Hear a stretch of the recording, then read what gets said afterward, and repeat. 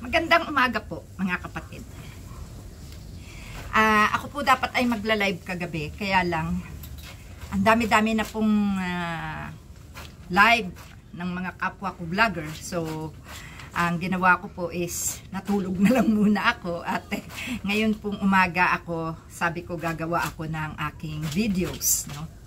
Regarding po ito doon sa muntikan ng pagpapakulong kay Atty. Enzo Recto ni Marcoleta.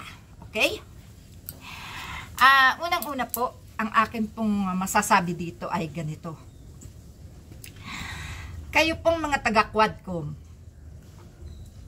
nagtatag kayo ng Tricom para kanyo sa mga vlogger at sa mga paninira o mga pag-vlog ng mga hindi ka panipaniwala. Ano po? Ito naman po yung masasabi ko. Kaya naman pala hindi umattend itong mga DDS vlogger. Ay dahil alam nila na magkakaroon lang ng tensyon, magkakasumbatan, magkakatanungan, no? Alibasa nga ito ay investigasyon. Nakita ko po dito sa inyong paraan na ito kung paano nyo kastiguhin ang mga vlogger, no? Ito po ay para sa akin lang, no? Opinion ko ito. Malinaw po, opinion. Opinion ko po ito bilang vlogger din, mukha pong hindi yata maganda ang itinatag nyong Tricom. Dahil imbes na ang mga vlogger na nagsasabi ng katotohanan ay inyong panigan, ay tila po kahihiyan ang aabutin sa inyo. Mabuti na lang matatag ang mga truth vlogger, no? Lumalaban talaga sila ng katwiran. Imagine, sino po ba talaga nagpatawag kay Atty. Enzo Recto? At umabot kayo sa pagsasagutan ni Congressman Marcoleta. Ipapas-cite in contempt nyo si Atty. Enzo dahil sa nag-vlog siya ng may content niya ay panlilinlang, no? Pues ang isa pong katulad naming vlogger, hindi kami magko-content o hindi kami maglalagay ng caption kung wala kaming basihan. Ano po? Gaya po nito sa nangyaring ito. Sino po ang lumabas na kahiya-hiya? Sino po ang lumabas na may mali? Sino po ang pinanigan ng taong bayan? No? Si Atty. Enzo ba? O si Congressman Marcoleta? Sir, di kita kinakalaban, pero nagsasabi ako ng katotohanan. Marami naman talagang panlilinlang eh. Sipin mo, sabihin mo wala tayong West Philippine Sea. No? Isipin mo, sabi nyo, yung INC rally ay isang peace rally. Sinabi mo na hindi ito political rally. Pero anong ginawa mo? Umakyat ka sa stage, naka-green ka, magkakasama kayo ni Ronald Bato de la Rosa, lahat ng DDS senators or congressman or DDS supporters na mga politiko nandoon. Umakyat ka sa stage, nagsalita ka, binanatan ng gobyerno, pati taga-Quadcom. Sino po ang manlilinlang? Si Atty. Enzo po ba o kayo? Si Atty. Enzo, tagapagsalita lang. Kami, tagapagsalita lang. Para nalalaman ng lahat ng mamamayang Pilipino kung sino nagsasabi ng katotohanan at hindi. Dahil yung inyong mga sinasabi ay taliwas sa mga nalalaman ng taong bayan. Hindi naman po kami mga bobo eh. Hindi naman kami mga mangmang. Huwag nyo kami gawing mangmang. Huwag nyo kami gawing bobo.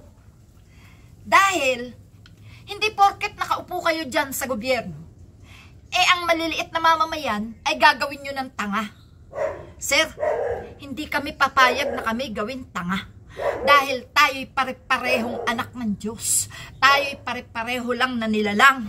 Tayo'y pare-parehong Pilipino. At pare-pareho tayong nag-aral, natuto tayong bumasa at sumulat at umintindi. Pare-pareho din tayo nakakaintindi ng English.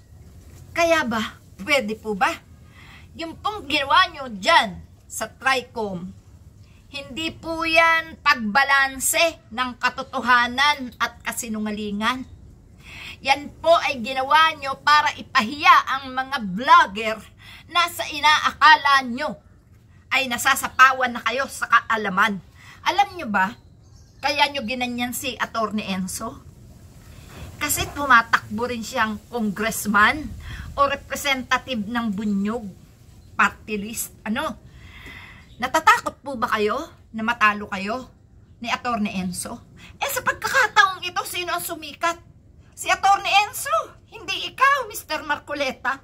Ano ngayon ang mapapala mo ngayon sa taong bayan? Makakakuha ka kaya ng boto sa ginawa mo? At saka isa pa, alam nyo, ayaw na ayaw nyo sa mga vlogger, pero kayo masahol pa sa vlogger. Nung nandyan na kayo sa TRICOM, hindi na makasingit ang mga vlogger sa inyo para magpaliwanag. Tuloy-tuloy, ang dakdak nyo, tuloy-tuloy. No? Para kayong puwet ng manok, putak ng putak. Alam nyo, isang kapintasan yan sa isang umuupo sa gobyerno. Hindi kayo nagpakita ng patas na pagtingin sa mamamayang Pilipino. Sasabihin nyo, walang West Philippine Sea. Ano po itong in-announce ng Permanent Court of Arbitration, no? Na tayo ay panalo mula noong 2016, no? July 12, 2016, nang i-announce ng Permanent Court of Arbitration na tayo ay panalo sa inilalaban ng China regarding sa ating West Philippine Sea. Paano po nangyari yon? Na tayo'y walang West Philippine Sea. Sarili mo ng pag-aari, itinatanggi mo pa. No? At ano naman itong sinabi nyo na,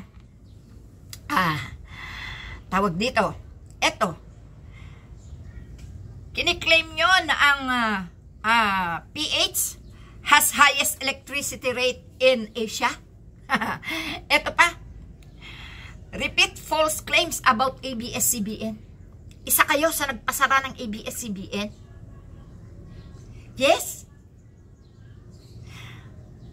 Maka-ABS-CBN kami dahil nagtitiwala kami sa mga reporter ng ABS-CBN. Pero nung ipasaran nyo ito, ano ang nangyari? May napala po ba kayo? Alam nyo, sir, sa katulad namin vlogger, pepersonalin nyo kami sa harap dyan ng TRICOM.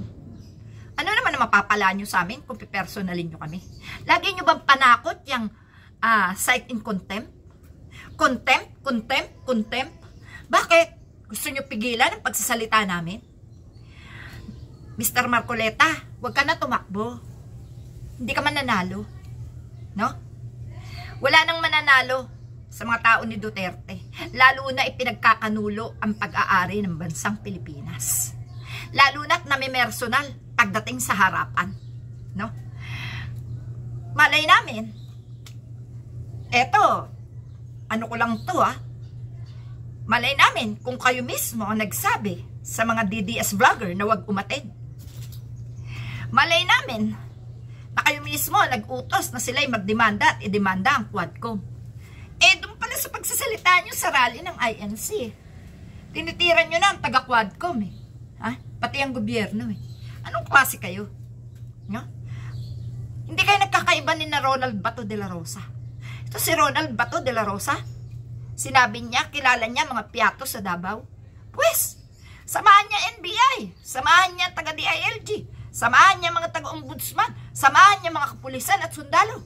Ituro niya ang mga piyatos family sa Davao. Dahil yan ang itinuturo ni Sara Duterte na kanyang pinagbigyan ng pondo mula sa confidential fund. Okay? Huwag po kayo ganyan. Pare-pareho lang po tayong may kaalaman. Pare-pareho lang po tayong marunong magsalita. Hindi porket kayo congressman, hindi porket kayo senador.